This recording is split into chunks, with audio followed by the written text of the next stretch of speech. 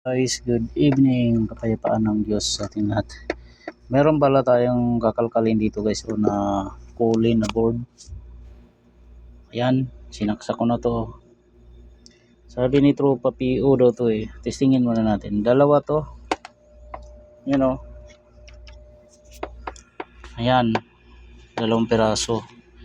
Tingnan natin kung mag-error ng PO. Di ko muna nilagyan ng compressor ha.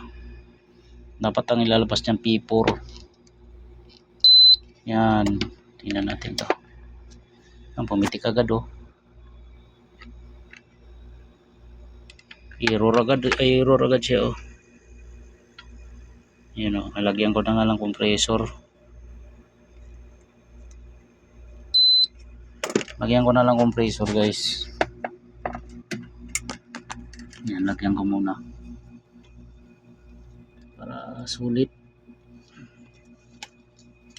Makita talaga natin na ano, na gumagana compressor.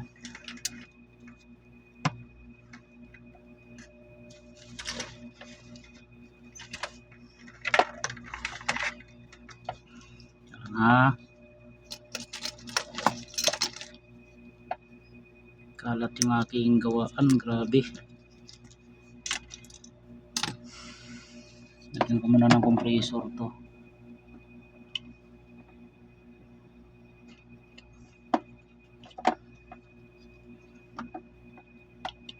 Ito, chinik na rin ni Tropa to eh. So, sumakit siguro ulo niya.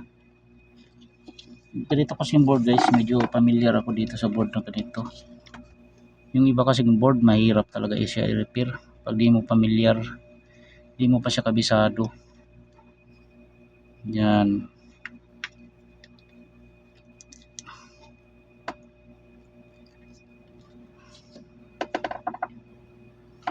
Okay, tingnan natin ha.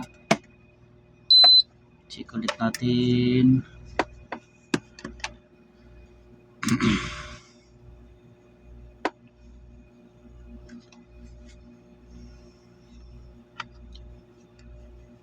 Okay.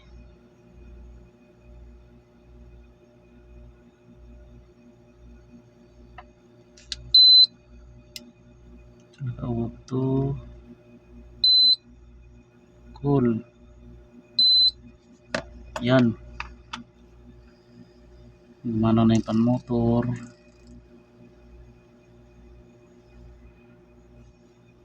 Yan natin to.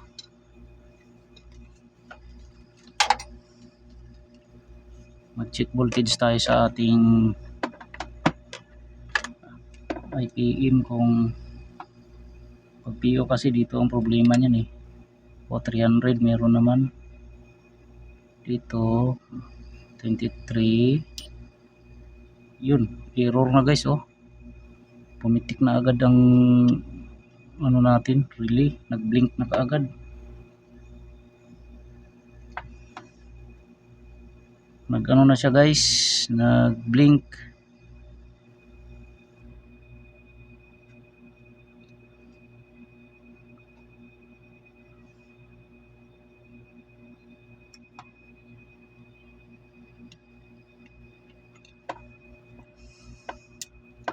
Yun, antayin natin mag-error. Ito yung IPM 7 23.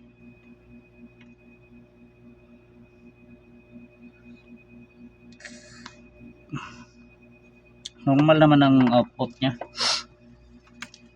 Normal yung output ng IPM natin.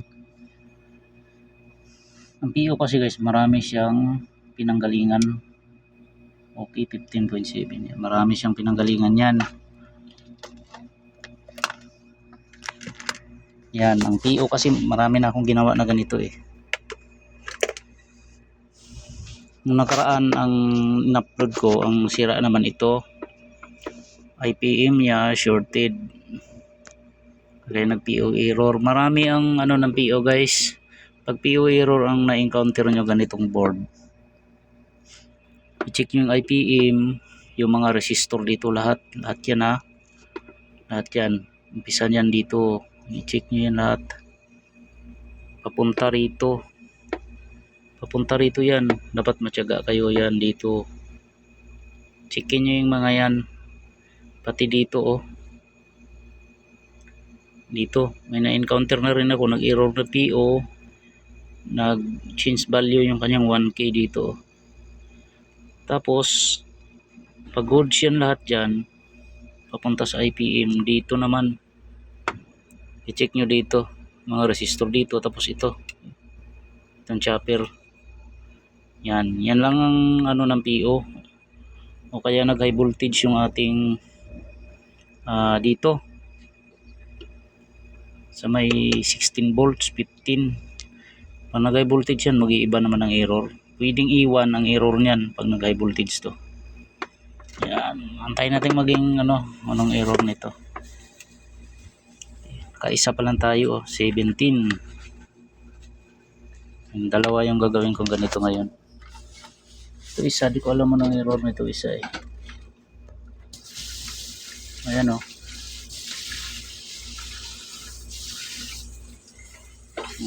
Pareho guys, kulin o kupil. Yan oh, nag-blink na yung ating, umugong lang yung compressor guys, umugong lang. Pagkaugong niya, wala na, nag-blink na agad oh. Ayan, error na yan. Isang trigger pa para makita natin na siya, may error. Antayin na lang natin mag-error ng PO. Aray ko, meron pa pala dito. May isa pa pala dito. Unang error nito. Kahuyan ko na nga lang ito.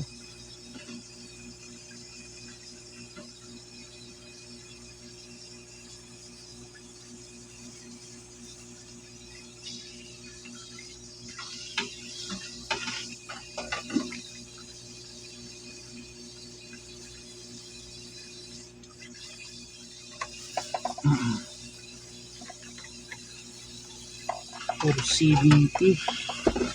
Antayin natin mag-error guys.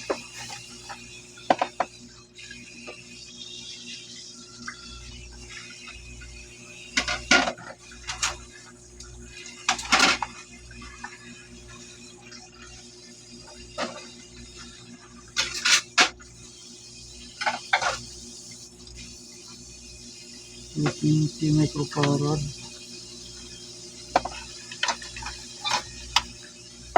Isang trigger pa yan. Mag-ano na to, mag-PO na to, PO P4 yan. Medyo bubble na yung dito, kapasitor niya, magsana ng bagya.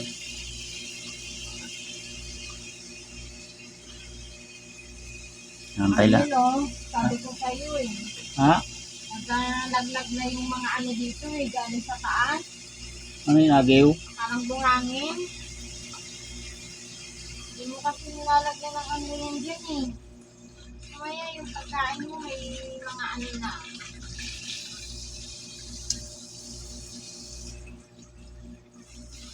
Tingnan natin to. Isa na lang. Isang pitik na lang yan. Mag-ano na to. Nakikita natin ito kung mag-error.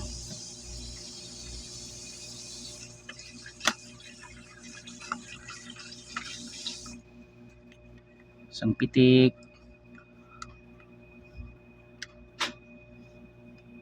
Dapat pinas forward ko na lang pala to.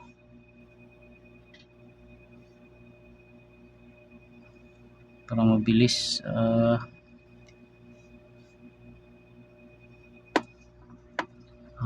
Yun oh, PO guys oh.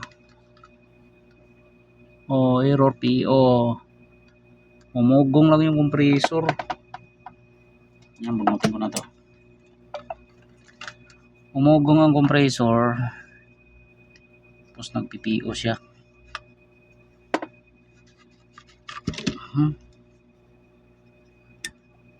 Common board to, common. Ayan ang madalas ko naging trouble sa ganitong board,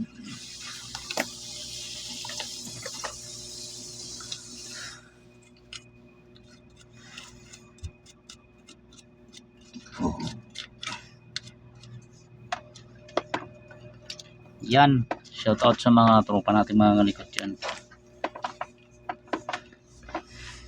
Dito unahin natin to. Na-check ko na yung IPE, may good naman ang output niya eh. Dito tayo. I-check natin tong ito 1K to 1 kilo ohms. Ito ganun din to. Ito 5K to 5. Pero pagka ano yan, balik rin natin na 5 kilo ohms to Ayan 5.1. Ganon din to isa, 5.1 yan. Tapos dito meron ditong 100 ohms. Okay. Tatlo yan sila guys, tandaan natin tatlo, i-check nyo yan. 100. Tapos meron dito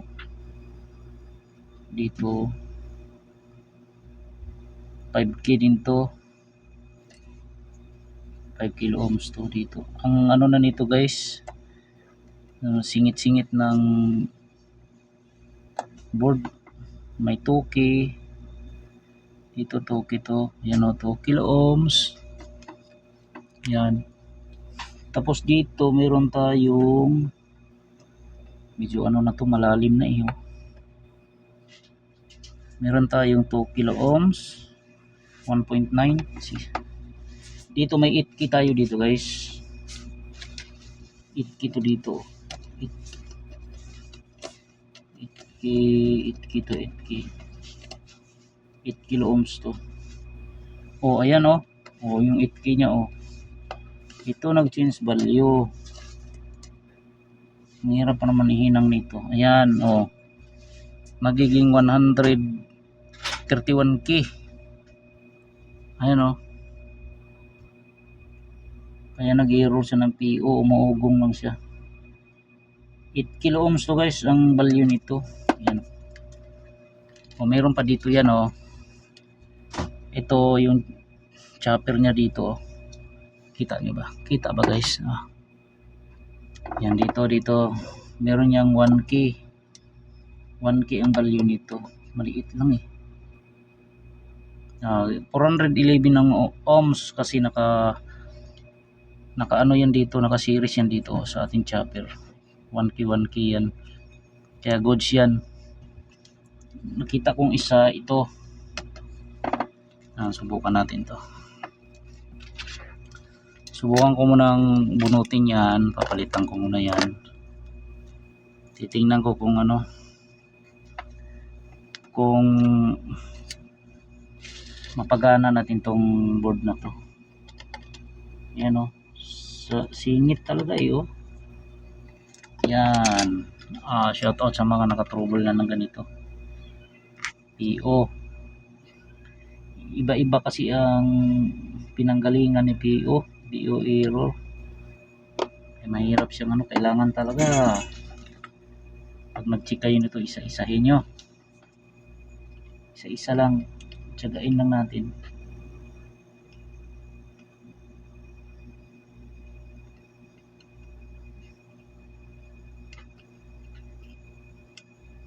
Yun.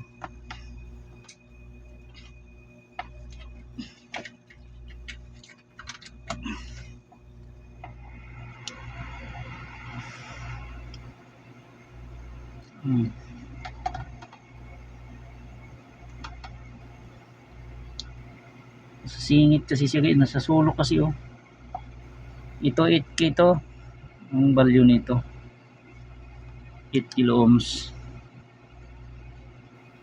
Palitan din natin ng 8 kilo ohms yan.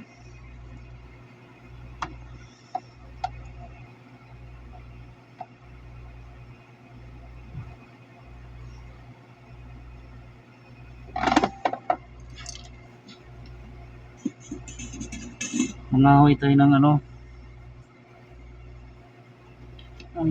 parts. Ganito kalaki din. Sayang to. Kahuyin. Hanap lang ako guys. Ito lang ako.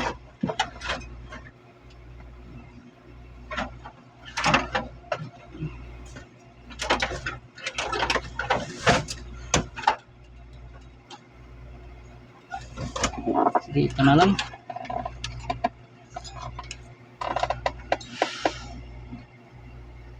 Marami na rin tama. Ito na lang, kahuyan ko. Tingnan ko to kung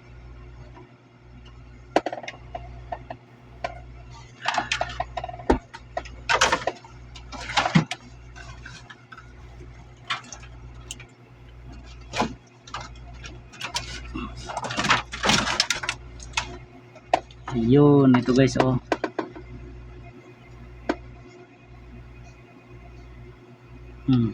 Ito, oh. Para malinaw nyo makita. Ayan, oh. Ito. Ito, 8 kilo ohms to. Yun. Ang taas nito.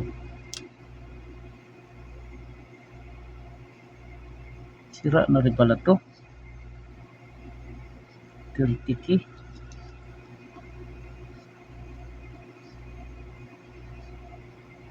Sira na rin to. Ito yung 8K, oh. Magiging anong value niya? 300 ohms. Ay, mali. Open. Nag-open na yung resistor. Teka lang ha, saan ba ako makahanap ng 8K? Alam ko isa lang ang 8K dito eh. Isa lang ang 8K ng ganitong board. Isa lang. Hanap na ako.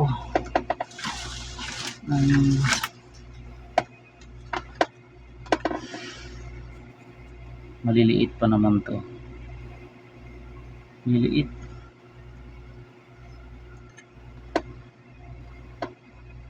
It.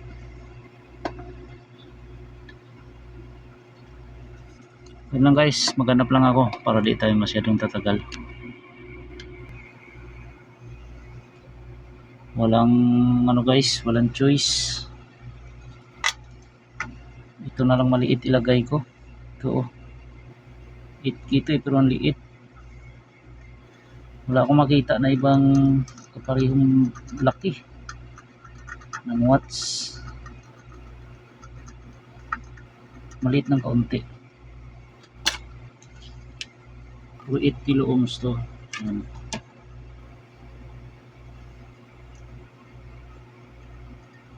Ayan.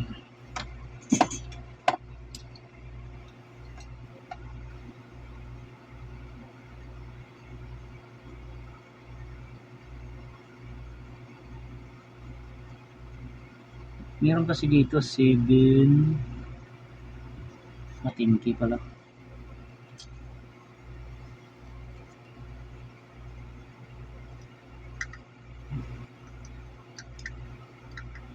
Ito bumot. Hindi na bumot pa oh. Kung kailan kailangan.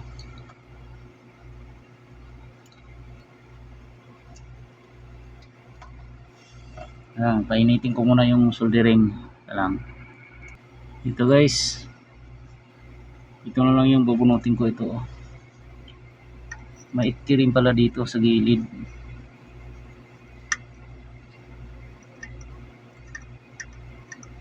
Yun. Ito. Ito.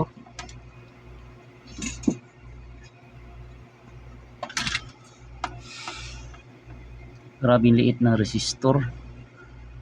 Yan o. Nakaduling.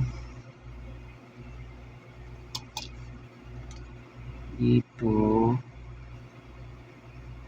Dito sa gitna yan. Yan o. Dito sa gitna nakakabit yan. Yan.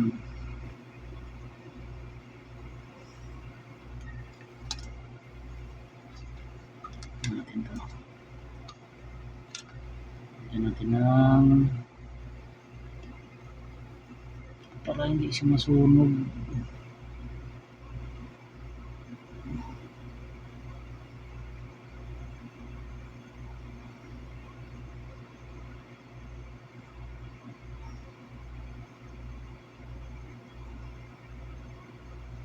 Ang liit ng resistor niya guys. Tapos nasa pagitan pa siya ng dalawang kapasitor. Bunutin ko sana eh. Wala. Ito. Yun. Tapos yun.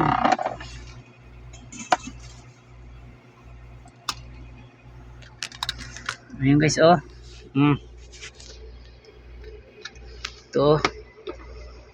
Ito yung pinalitan ko, oh. Yan, oh. Ito. Pagitan nitong kapasitor niya. Yan. Kanina nare-reading ko dyan is 30 kilo ohms. O ngayon, tingnan natin na. Tingnan natin to. Ito 30 kilo ohms. Tingnan natin to ngayon. Ayan. Ayan na, 7 na siya, 7K. Kasi may nakakabit na yan eh. May naka-series pa yan na kapasitor. Nakakabit kasi sa board. Ayan. Okay, ito may posibilidad na under na to. Yan, kasi napalitan na yung resistor. Subukan ko ulit ha.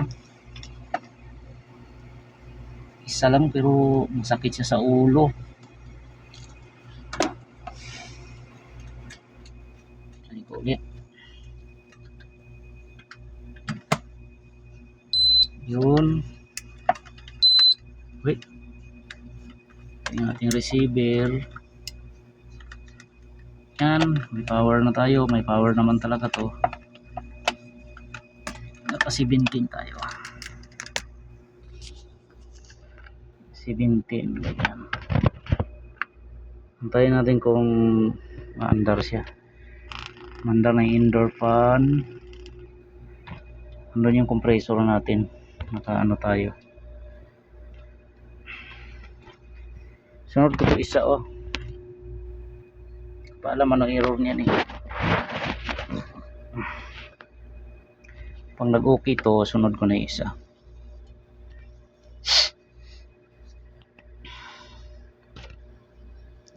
Yan, antay tayo guys. Antay tayo kung gagana ba talaga to o hindi. Yun.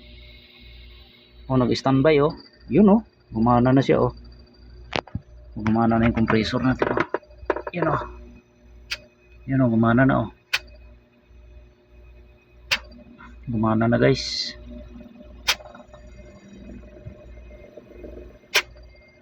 Yun. Isa lang talaga guys ang tinamaan.